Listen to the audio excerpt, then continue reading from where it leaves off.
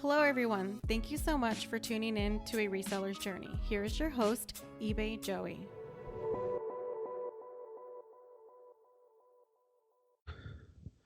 Welcome to A Reseller's Journey Season 2. I'm your host, eBay Joey. Today's guest is killing it in the reselling game. You can see his journey via Instagram. In addition, he has over 500 followers on IG. If you're not following him, you are sleeping on a true hustler. He goes by the name Collectibles.Beyond, but the people in the barber shop call him Safe. Welcome and thank you for being on the show. Thank you, Joey. It's an honor to be here. Yeah, same here, man. I'm very excited, man. Especially just getting to know you and then now to interview you. Yeah, thank you, man. Been waiting for this for a while. Yeah, no doubt, no doubt. So, how'd you come up with your name? My at the time I was just thinking about a name. Toy Story 4 was out, and my nephew kept running around saying "To Infinity and Beyond," and Yeah. I'm sitting there on the couch just about it. So I was selling collectibles at the time, and Collectibles Beyond kind of clicked and went with it. Okay, and it just kind of stuck with you then. Yeah, it stuck with me. I don't really like the name, but I got some positive feedback from my followers and decided to keep it. Yeah, I remember when you posted that, man. It was just like I think you were thinking about doing a name change, and the response was like, "Nah, people really dig it, man."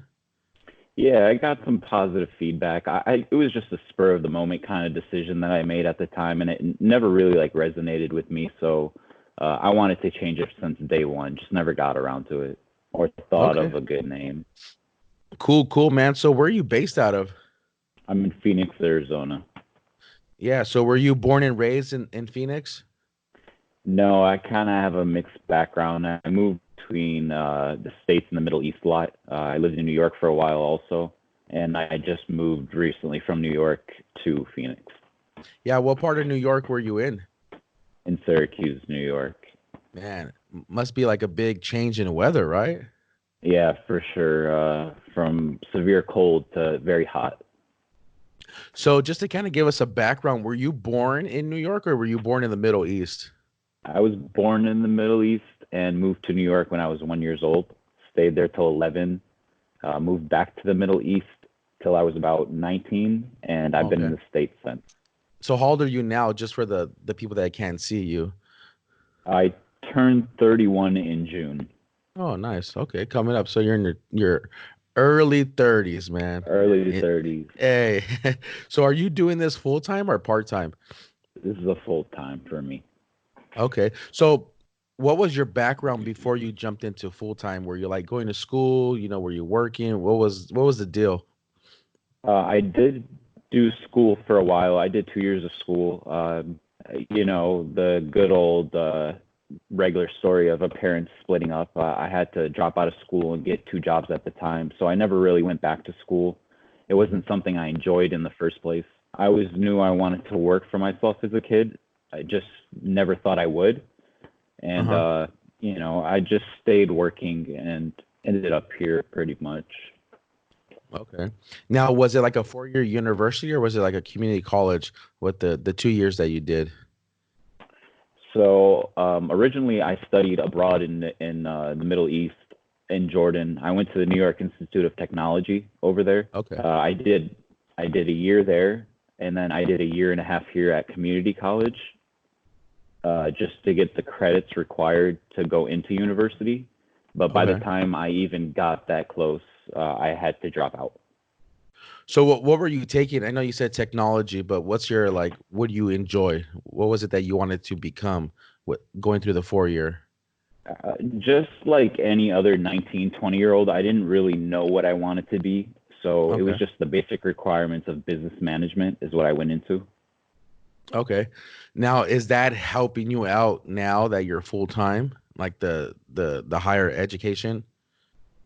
Absolutely not. I don't think there's anything that I took from school that I'm using in actual real life situations. Okay. Okay. Yeah, I had a conversation with somebody and I think they were taking like organic chemistry or it's just there's certain classes that you do take in college that you'll never use, in the world, but you have to take it.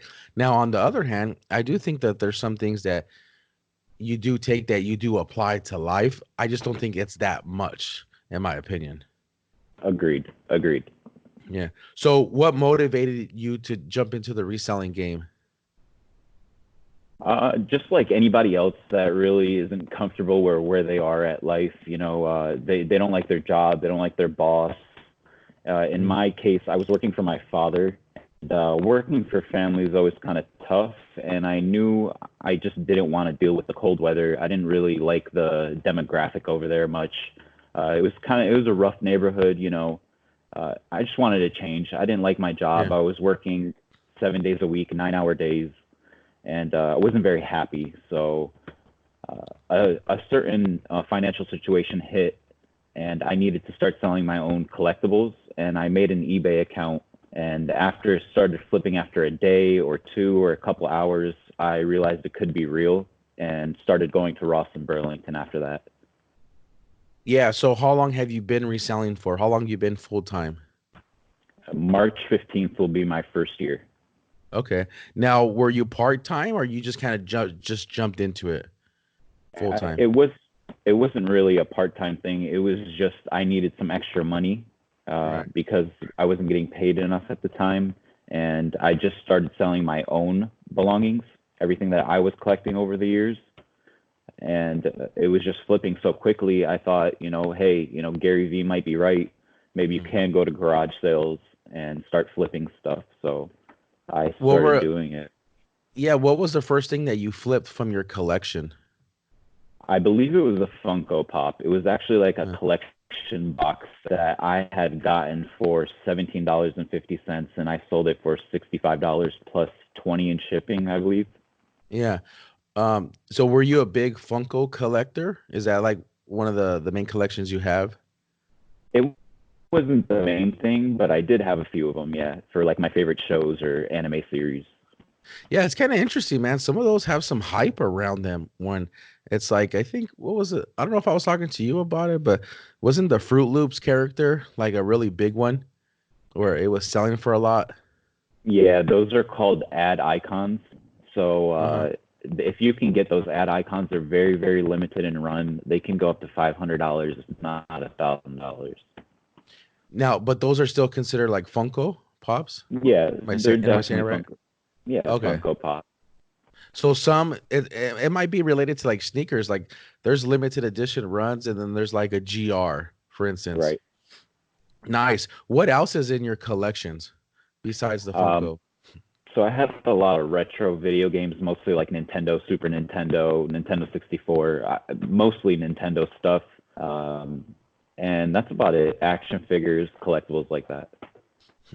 Yeah, have you noticed that um, the Nintendo products are probably worth the most compared to, let's say, Sega, maybe Atari? I mean, for the people that are not really into the collectibles like that you're into, what does it look like? What's the demand? What are people looking for out there? I would say Nintendo is mostly winning the race in the video game world.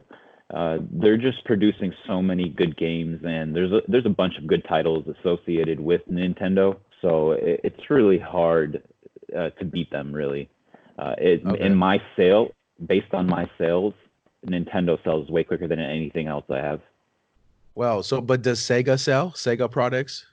Sega still definitely sells. I don't have that much Sega stuff, but when I do, it's not that quick of a seller Okay. So let's compared to say Nintendo. let's say Nintendo is Nike. Would that be like a fair assumption? I would say And, so, in my and opinion, correct. yeah. And then how about Sega? Would that more be like Adidas? Is it more like Under Armour? Well, you have Sega's so old; they haven't produced anything real. So if you want to compare anything like Adidas or Puma, it'd Yeah. probably be like the PlayStation and Xbox. And I know Oh, I'm going to get okay. so much hate. I'm going to get so much hate for that comment because you have your PlayStation and Xbox fans, of course. Yeah, are those selling pretty well? I mean, Yeah, they okay, definitely do. The PlayStation 4, I believe, is the most sold console currently. okay. Um, I'm not sure about the new Nintendo Switches or how they're doing with sales, but PlayStation, I can sell a broken PlayStation 4 in a day, or I can sell a working console within a day. So Wow, that's interesting. So, what platforms are you doing business with? mostly eBay. That is my main platform. I do some Amazon, whatever I'm not restricted in. Yeah. Mercari, I usually try to put everything I have on eBay on Mercari, and we have Go, Facebook, OfferUp, and Yeah. Poshmark. Yeah. So, I met you because of the sneakers. I know that I think it was through like the Hustler Hacks community, and we started following each other, and then we started just talking to each other. But how much sneakers are you doing in comparison to the Nintendo and the video game flipping? Like, what's the percentages look like? Video games, I would say, is roughly 90% of everything in my store. Mhm. Shoes is probably 10% from the first day I started till this day. Okay, so let's talk about video games. What's the best platform that you like to do business with, and why? Definitely Nintendo, and to be a little bit more specific, is the Nintendo DS. And I Yeah. like those because handheld consoles are very easy to ship, they're easy to clean and store, and their games are very small, like plastic cartridges that you Okay. can't damage very easily. So very easy to ship, super light, and just it's a very good console that sells quickly. Yeah, and who do you like to move that product through? Like, which selling platform? I always post everything that is a handheld console on OfferUp and on eBay, but Uh-huh. definitely eBay. eBay. Okay. Now, when it's coming into flipping shoes, what brand do you like to flip, and what platform do you like to sell it on? Nike, definitely, and Yeah. if I could prefer a platform, it would definitely be Goat. Yeah. I agree, man. And what's the reason that you like Goat? Just super easy. You can have the shoe listed while you're just waiting in line to pay Mhm. for it. You go home, you don't even think twice about it. You just have to list it on your other platforms. You got to take pictures and all that good stuff. But once you have a high enough ranking on Goat, you don't even need to take pictures, and you can put multiple sizes. Yeah, it's cool, man. I think some platforms are just intuitive compared to others, and hopefully, every platform has its benefits, like its pros and its cons. But I hope that eBay will take a little bit of what these other platforms that are great at doing, and then kind of apply it to themselves. Yeah, they definitely just added one very good aspect of no fees on shoes over 100. Yeah, That's it's really really great. It's very competitive, in my yeah, opinion. But the simplicity of listing your shoe needs to improve. yeah, definitely. It's a what? How do you say it? And like in the business world, I forgot this term, but it's a sweetener, right? It's like a really good part of business. Like, if I'm gonna choose, one selling platform compared to another, I mean, now it's like they're very close. But before I was a little bit more biased, towards a certain platform like Go.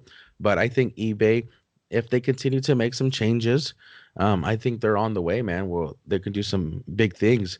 Now, when it comes to your business model, Collectibles.Beyond, what does your business model look like with the video games?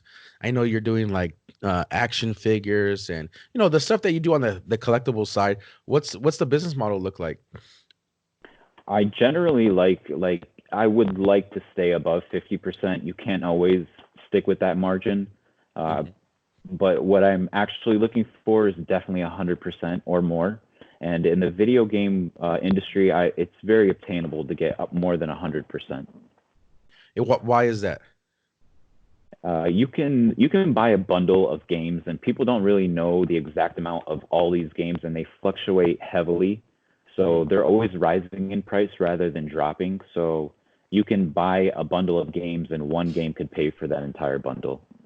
Oh, okay. Now, do you feel like if you're going to be a video game reseller, that the onesie twosie route is not like the best route? It's better to kind of, do the bundle to move the needle in your business. I think both apply because you have one-off games that are used games and Mm. they bring in so much profit or so much value. You're talking about a used game that costs $3 to ship and you can make $60 to $70 potentially on it. Mm. There are a lot of those games. So you can pick and choose whatever works for you best. I like to move a lot of product and buy a lot at a time, but it doesn't always work out like that. Yeah, what's the average buy cost, and then what's like an average profit, just for someone that is thinking about getting into it, or maybe people that are listening, they have some product just laying around in the garage. Like, what are you typically buying this stuff at, and then what's the profit look like? So I'm typically buying from pawn shops, garage sales, OfferUp. Those are the Yeah. main three that I like to focus on.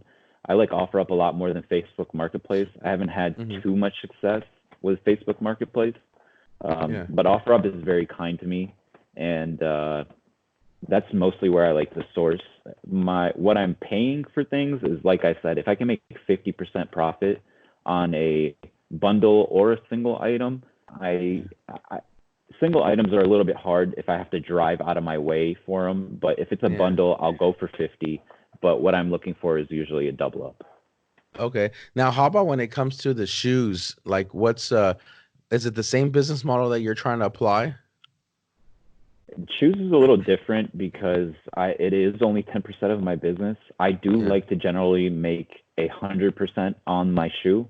Okay. Um, I know not a lot of people agree with that at all, but if the shoe is sitting on my shelf for more than 4 to 5 months, I will take definitely less than 50% if I have to. Okay. Um, but I do not like to take less than on shoes. Okay. Now, do you allow returns on the collectibles, and then do you take returns on the sneakers? I do free 30-day returns on every one of my items. Okay. Now, has that worked out in your favor? I want to say 95% of all my returns have always worked out in my favor. They Uh-huh. usually, usually if you can have an accurate description, accurate photos, there's really nothing to worry about with returns, unless shipping damages occur, and that's out of your control. So returns, I usually end up winning the case. I usually end up keeping the item and getting paid the original amount Oh, I wow. sold the item for. So I can also resell it and then make a pure 150% profit. Nice, nice. So, did you take a lot of money into starting to be a full-time reseller? Because I think there's a lot of people out there that they want to make the jump, or maybe they're part-time and then they want to go full-time. But in your opinion, do you feel like you should have a reserve, and then you should also have access to capital? What do you think those numbers should be? For everyone, it's going to be different. Numbers, what it looked like, I can speak for myself. I don't mind putting that out there. When I Yeah. left my father's business to come to Arizona, I had about $25,000. And what Oh, I thought was a lot of money at the time really is not. It's not enough. And I'm single. I do take care of my family since the divorce with my parents, but you know, at the end of the day, I'm single. yeah. So 25,000 was not enough. I wish I had good, like a solid 50 would have been great. Hmm. Um, but if your expense is very low, you don't have any responsibilities or anything like that, I think 25 grand would be a very, very good number. But if you have expenses, you definitely want to have your first year covered. So everything you do buy or sell for the business, you can reinvest into the business and have it Hmm. grow. If you're taking your profits and paying your bills with them, you cannot grow your business that way Okay. So how in the much do you beginning. think, yeah, how much do you think you should be reinvesting into the business in order to scale it? 100%. Okay. So what do you do when you got to pay, you got to get an oil change, you got to put gas in your car? Like, are you just hoping to make more to pay for that, and then the rest you reinvest? Is that how you kind of manage your business? So, like I said, this is my first year, and Uh-huh. that's why I have that cushion to where I can reinvest everything into the business. But the 25,000 that I had, sure, some of it went expenses for the business, but Yeah. also a lot of that was just paying my bills to where I didn't have to take that out of the business, and I can just I got you. reinvest 100% back into the business. Now, when you don't have that 25 anymore, you definitely are going to have to start taking from the business. But if Yeah. you invested successfully, you won't have to rely on that money. You should already have a nice, if your first safety net is gone, I think there should have already been a second safety net with the profits you've been making. You can't find product all the time. It's Mhm. not like, here, just take my money and give me stuff, so you're going to have a little bit of money saved up from your business. Yeah. Okay. Now, how do you manage your inventory? I keep everything in bins, and Mhm. I use eBay to put in my SKU, and Mhm. that's pretty much all I do. Every something sells, it tells me what bin it's in. I go and I pull it out. Shoes, I have its own rack for. Some shoes I do put in bins also. I like to wrap shoes that are like Air Max or anything because the Mhm. bubbles tend to get a little funky, Yeah. So how many items do you currently have in your and that's inventory? pretty much all I do for inventory. Currently, I just got a pretty big haul, and I don't have everything in my Yeah. inventory currently. So I would say roughly 200 items right now with a quantity of 318, 320. Wow. What's your goal? Are you trying to have like with your business, are you trying to have like a steady number of products in your inventory or are you just trying to get to like a bigger number? I honestly don't know where I want to go with this right now Yeah. because I am in barber school. Yeah. I've been in barber school for the past, it's 5 months. So um, I don't know where I want to go yet. I probably want to have Yeah. this as my side hustle and then focus on barbering for the time being, Hmm. and then I can see where it goes from there. Yeah, I think that's you do have options, especially being young and like you said, single. It's interesting when I interview people that have responsibilities and families compared to the people that don't, like the resellers. You really have the world in your palm, safe where you can go any direction. So, do you think that you want to own your own barbershop down the road, or do you feel like you just want to work for somebody? No, definitely ownership is Yeah, key. I think no matter what, ownership is key. My little brother, who's 7 years younger than me, he already mm, owns his own barbershop. nice. So I will be working with him, but as soon as I pay off half of what his store is worth, I'll be in business with him. Okay. If not, we'll open up another barbershop, and like me and my brother would like to stick together and Uh-huh. try to invest our money together. After being a barber, that's really like my foothold into the world, I guess you can say, with eBay Uh-huh. on the side. I would like to go into real estate after. Okay. Hey, I think I'm always a big believer that you want to have umbrellas, especially with your business. Like, let's say it's you, and then underneath this umbrella, you have the barbershop, you have the real estate, you have the reselling. And I think the if as long as you can handle it, because there's some entrepreneurs that they can't handle having multiple businesses, or there's some people that want to start them, raise them up and then sell them. So, I mean, dude, you can go any direction, man. But it's totally awesome that you have that option. Thank you. I've always, I never really thought school was the route for me. I always knew I wanted Yeah. to do something different. I just never thought, reselling could actually be a career. Yeah. But I would like to I don't think what I'm doing right now is sustainable. And that's why I would like to add something else under my umbrella Yeah. Definitely. I think and, with res go from there. yeah, I think with reselling, especially I do it part-time, but to scale the business because there's so many other people, I think that's what becomes really I think that the most challenging part of it is not like dealing with low ballers or undercutters. It's just access to inventory because we're all going to the same spots, and there's relationships established. And I think at some point you just have to think bigger, where it's like, can I buy inventory from another reseller? Can I have people on a payroll that go out to the stores for me?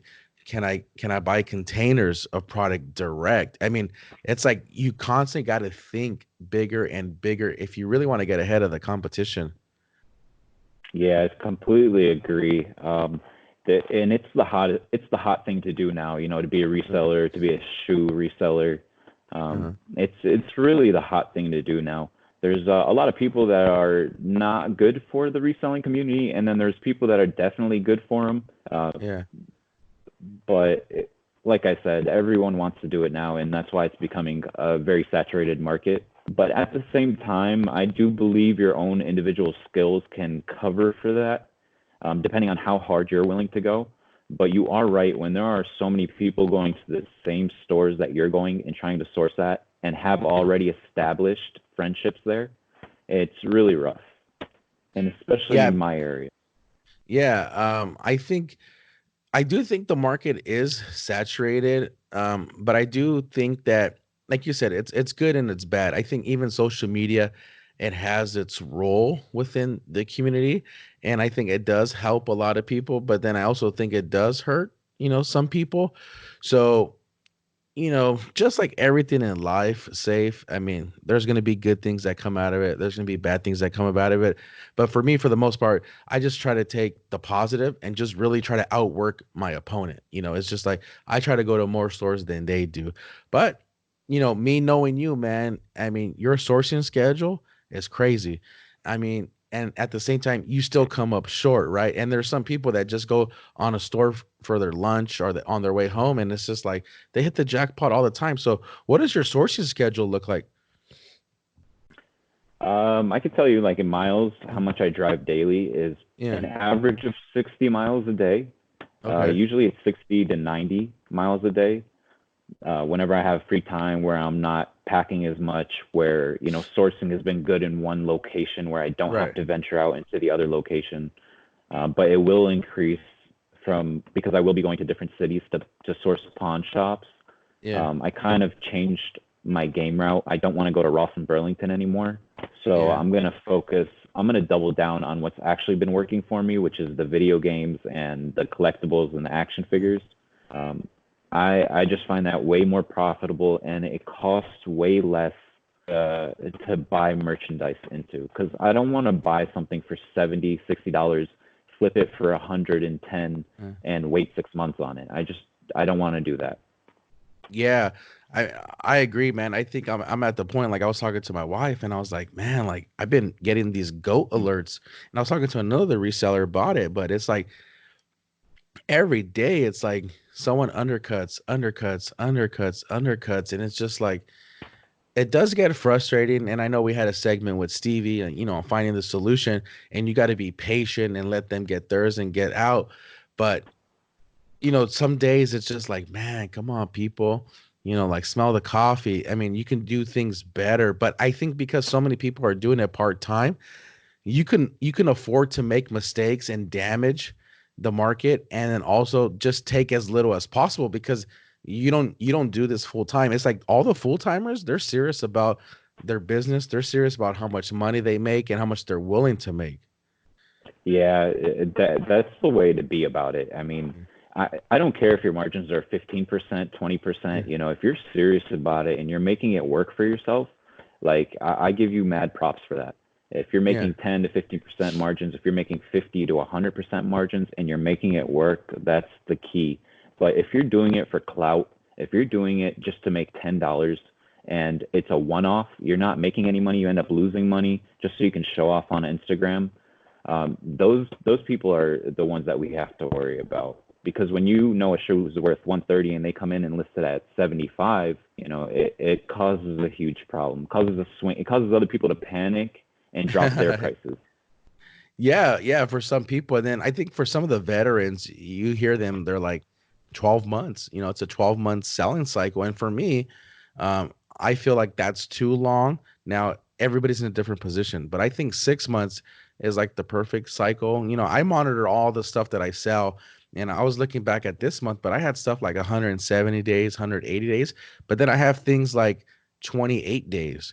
So depending on the season, I think you got to know your products. I mean, I think that's what really helps out.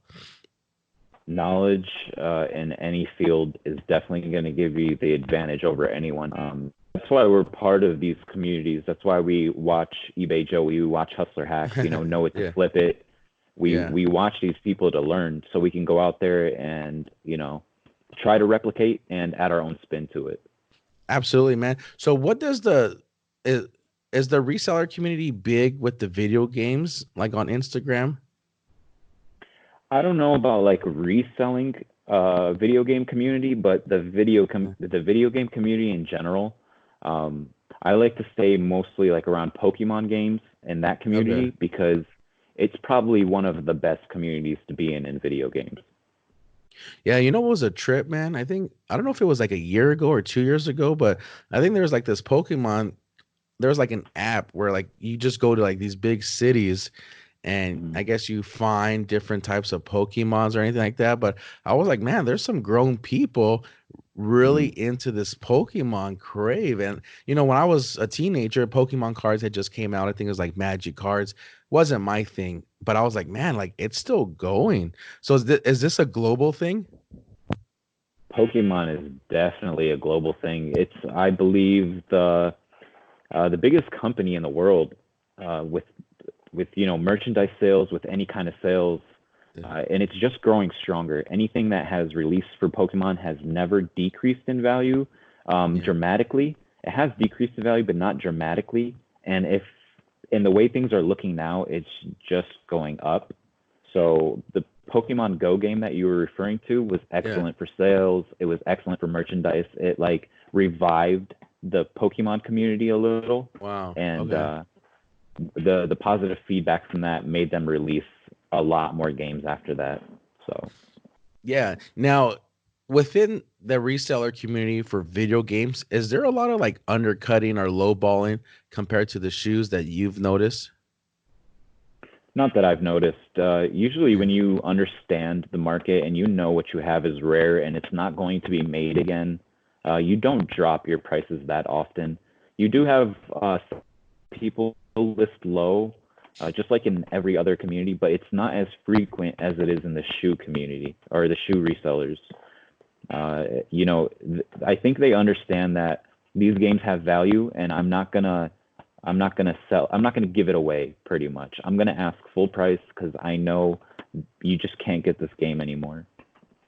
Yeah, definitely. So, what's your biggest W and biggest L for the year? Oh, uh, biggest W had to have been a $40 investment, and I ended up selling it for $950. That was my biggest Wow. flip so far. Yeah, that was my biggest flip so far. It was my first post on Instagram, I believe. Also, it was a Dragon Ball Z card that was autographed by two voice actors, and I got it signed for PSA. If you know what that is, it's like a grading company. You get it Yeah. signed, and it came back as a Gem Mint 10. So it was my biggest sale. That was my biggest win, and my biggest loss. Honestly, I think my biggest loss is just the past 6 months of buying shoes. That's just Yeah. been my biggest loss in my reselling career. Yeah, why like what do you mean just buying shoes? It's not the best product that's out there right now. It's a little Yeah. slowed down in the stores. They're not restocking the stuff they used to have, at least in my area, or it's just dry for me in my area. And the shoes that I have been buying have not been flipping so quickly, Yeah. so they're kind of just sitting there, and I've been not finding anything. So Did you ever source while you were in Syracuse for sneakers? for 2 weeks before I left, I did source Syracuse, which was really great. I wish I had more knowledge because I know I passed up a lot of great shoes. Yeah. Um, just thinking back, like seeing the Kyries and not having any idea what a Kyrie looked like. Right. Uh, just passing them up, trying to find soccer cleats, trying to find some Kobe's, some Yeah. Jordans. That's what I was really looking for. But my first shoe that I ever bought and sold was actually racing shoes. I think I paid 19.99 and they flipped for 69.99. Like those all-star racing shoes. Yeah, with the spikes on the bottom. Yeah. I mean, it's crazy, man, because when I lived in Northern California and now I'm in Southern California, there's a big difference in the product that I see. I remember when I was in Northern California, it took me about like 9 months before I found my first Vapor Max, and it was a size 15. And then I came to Southern California. I'm in the San Diego market, and I was like, oh my gosh, like it took 1 week. So I do believe the bigger metropolitan city that you're in, it's like the more stores you have, I believe the more opportunities you'll have as well. But it just seems like the East Coast is always killing it, man. Oh yeah, definitely. If you're looking at some of these guys' IG, they're absolutely destroying it. Uh, they can just go out, to one store and pick up a cart full, and that's what I find in the entire 2 months that I'm outsourcing shoes. Yeah, man. I think, my financial professor said the hardest thing to do in business is knowing when to walk away. And I think for us, it's like not every opportunity is a good opportunity.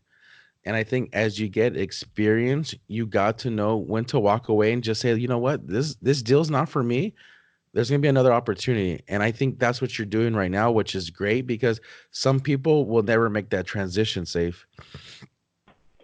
Yeah, they tend to, even me, like I wanted to make this transition so bad. I said, I'm not going to go to Ross. I'm not going to go to Burlington. I'm not going to go to Marshall's. I'm just going to hit up pawn shops all day and see what happens.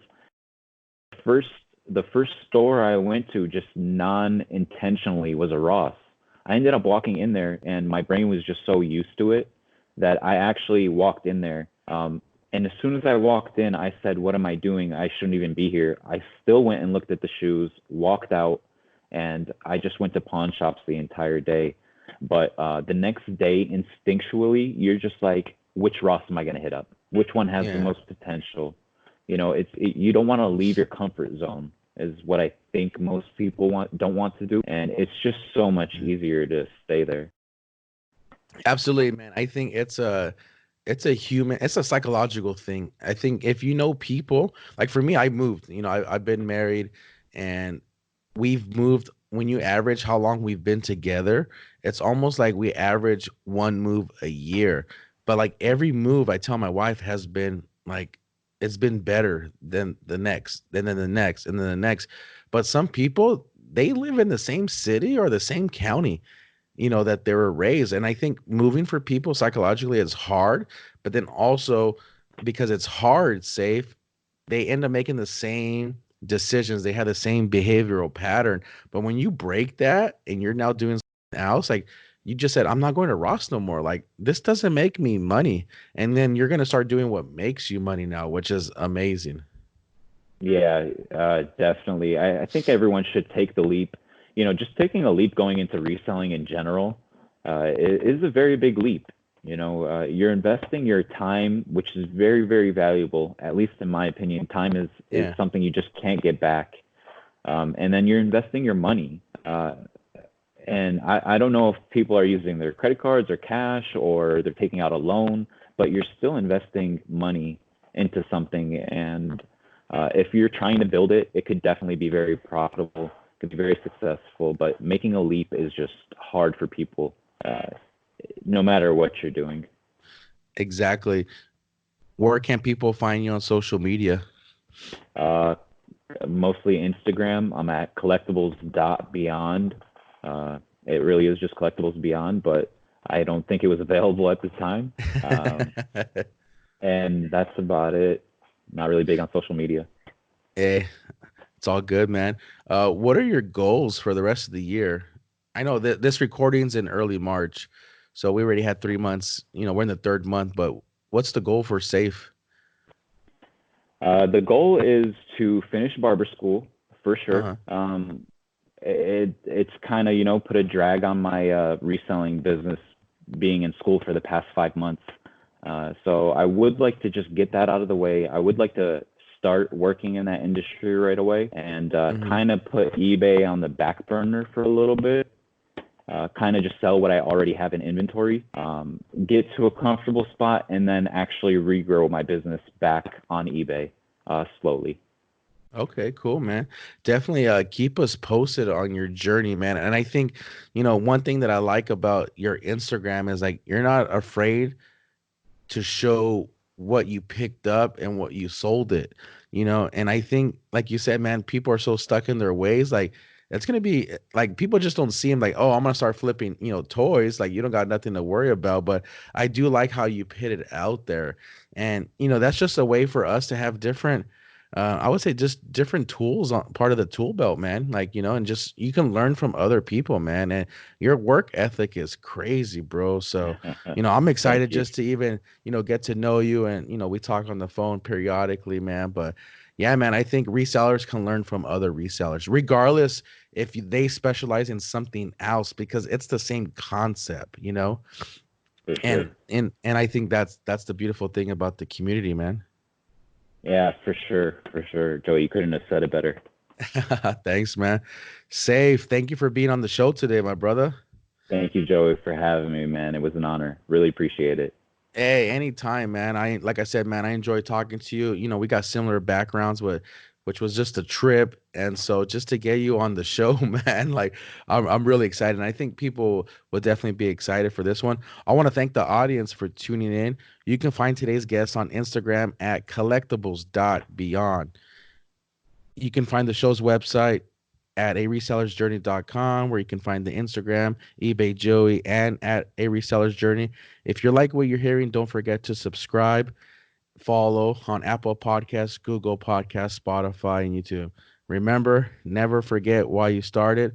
Safe, how would you say it in Arabic? Yeah. Remember, never forget why you started. Oh, you want me to say that Yeah. in Arabic? ما تنسى لو إيش بلشت. Ooh, nice. Peace.